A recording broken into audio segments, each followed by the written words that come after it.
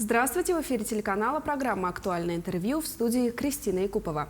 18 июля отмечается 95-я годовщина со дня образования органов государственного пожарного надзора. Сотрудники ведомства обеспечивают условия, благодаря которым возникновение пожаров должно сводиться к минимуму. Гость студии сегодня Сергей Овчинников, заместитель начальника Главного управления МЧС России по республике, начальник управления надзорной деятельности и профилактической работы. Сергей Геннадьевич, здравствуйте. Добрый день. Для начала позвольте поздравить вас с профессиональным праздником.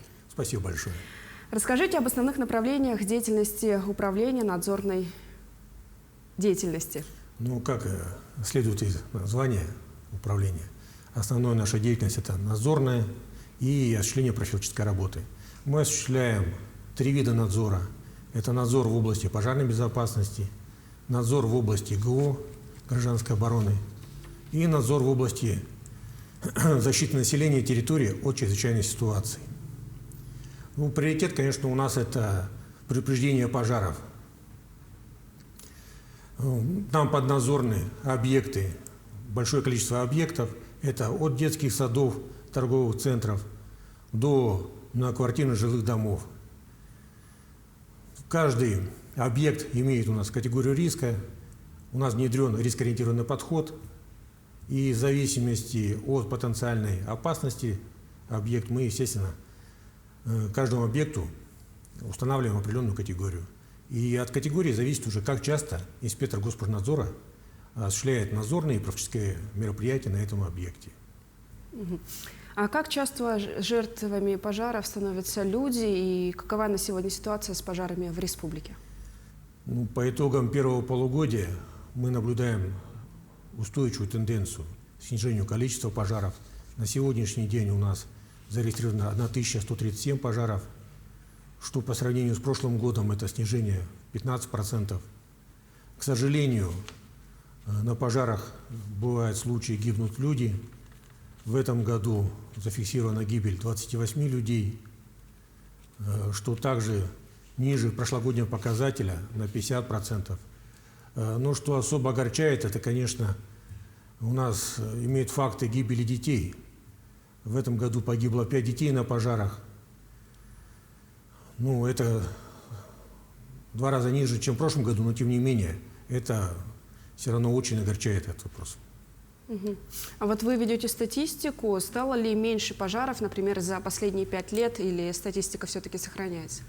Нет, конечно, ежегодно, в принципе, идет снижение количества пожаров и последствия от них. Но, тем не менее, в основном пожары происходят, это в жилье, 40% пожаров это в жилье. К сожалению, жилье, это частное жилье, это там, где нами надзор не осуществляется. Мы можем здесь воздействовать только профилактическими методами. Ну а если брать причины остаются, как всегда, одни и те же. Это неосторожное обращение с огнем, дальше нарушение правил эксплуатации электрооборудования, печного отопления. Ну и здесь бы я хотел бы, конечно, пожелать, не то что пожелать, а зрителям сказать, что необходимо соблюдать элементарные требования пожарной безопасности, чтобы обеспечить безопасность себя, своих близких. И обязательно беседовать с детьми, не оставлять малолетних без присмотра. Вот мы сейчас проводим работу по оснащению автономными пожарными извещателями жилых домов. В принципе, это жилых домов автономными пожарными извещателями. Автономные пожарные извещатели должны быть установлены в каждой квартире, в каждом жилом доме. При пожаре от воздействия дыма извещатель срабатывает и подает звуковой сигнал, который даже разбудит спящего. Эти автономные извещатели показали очень большую эффективность, и поэтому я рекомендую всем установить у себя дома данные извещатели. В это время многие школьники отдыхают в лагерях. Расскажите, как обеспечивается безопасность в детских лагерях отдыха, насколько могут быть уверены родители в безопасности таких учреждений? Безопасности детских лагерей мы уделяем очень большое внимание. Перед началом летнего оздоровительного сезона инспекторами проводятся надзорные мероприятия на этих объектах, профилактические, Также проводится обследование в составе межведомственных комиссий по приемке этих объектов. В начале каждого сезона инспекторами ГПН проводятся профилактические визиты, проводятся тренировки по эвакуации людей при пожаре, действий при пожаре. Дальше, значит, если такое учреждение находится в отдаленности от пожарных частей, в обязательном порядке создается добровольная пожарная охрана из числа работников этого учреждения, которые до начала летнего периода проходят соответствующую подготовку. И родители могут быть уверены, что ни одно учреждение детского отдыха не прошло мимо инспектора ГПН. На каждом проведена профилактическая работа и надзорная в полном объеме. А вообще, как часто шалость детей с огнем становится причиной пожаров? Да, данные проблемы у нас есть. Это, если брать в этом году, то уже произошло 5 пожаров по детской шалости. В прошлом году это было 33 пожара. И имеется, конечно, снижение. Это в результате, конечно, и профилактической работы вместе с педагогами, работа с родителями. Ну и также, конечно, перед началом летнего периода, вот у нас по этой причине возникают пожары в основном в летний период, когда дети предоставлены сами себе, когда не все дети у нас охвачены детским отдыхом. Поэтому родителям бы я посоветовал больше внимания уделять детям, обеспечить их занятость, если невозможно направить их в летнюю организацию для отдыха, значит, как-то организовать их занятость, провести с ними беседу, обеспечить все равно контроль и не допускать бесконтрольного времяпрепровождения детей. А также в обязательном порядке не оставлять малолетних детей без присмотра. К сожалению, ежедневно приходят сообщения о возникновении новых очагов возгорания в лесах региона. Сколько на сегодня действует лесных пожаров, много ли новых очагов возгорания? Если причиной пожара становятся люди, то как быстро устанавливаются виновные? В текущем году количество пожаров лесных у нас значительно сокращено. На сегодняшний день зарегистрировано 376 лесных пожаров, что ниже в 4 раза, чем прошлогодний показатель. 94% всех лесных пожаров происходит от гроз. Это в труднодоступных, удаленных от населенных пунктов мест. В настоящее время только 15 пожаров возникли по вине людей. Это в основном из-за неосторожного обращения с огнем. Если брать практику, то есть статистику прошлых лет, то в основном у нас пик пожаров от человеческого фактора – это весна, осень, когда происходит незаконные проведения сельхозпалов проводятся и начало охотничьего сезона.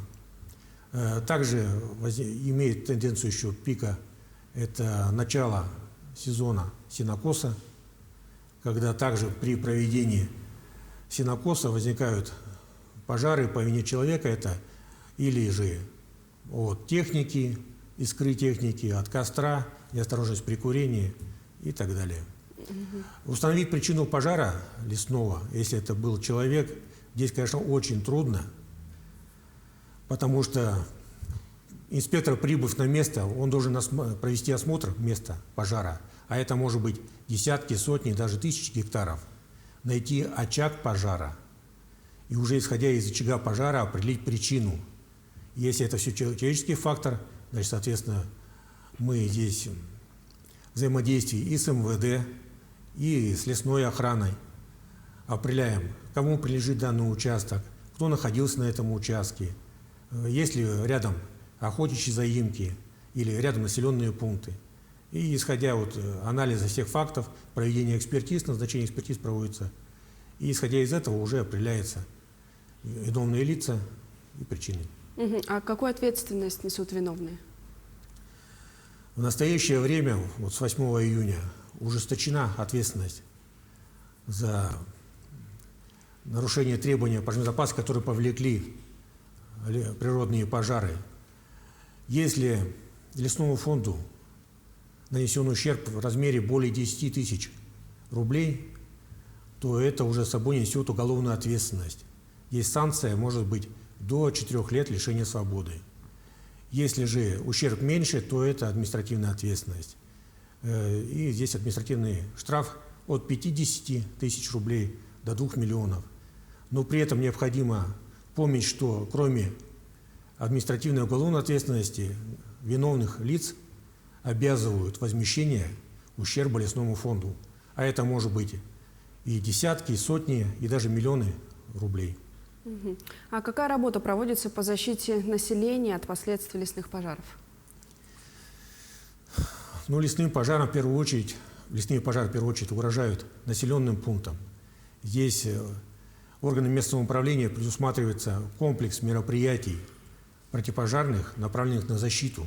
Это и выполнение противопожарных расстояний, выполнение минерализованных полос, обеспечение источниками наружного противопожарного водоснабжения.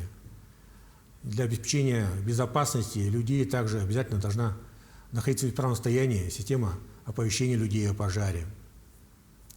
Всего у нас в республике подвержено угрозе лесных пожаров 475 населенных пунктов. Этот перечень утвержден постановлением правительства республики.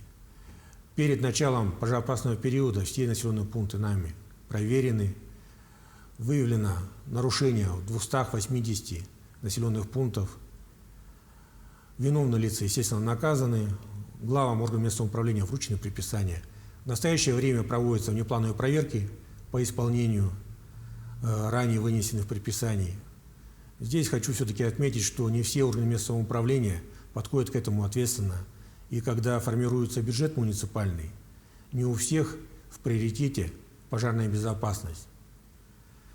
Поэтому на сегодняшний день у нас на контроле 173 населенных пункта, на которых еще имеются и не выполнены в полном объеме противопожарные мероприятия.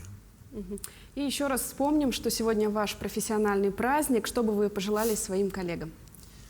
В этот праздничный день хочу пожелать всем сотрудникам органов государственного пожарного надзора здоровья, добра, понимания близких, профессионального роста и не терять бдительности и уверенности в своих силах, чтобы достойно предупреждать пожары.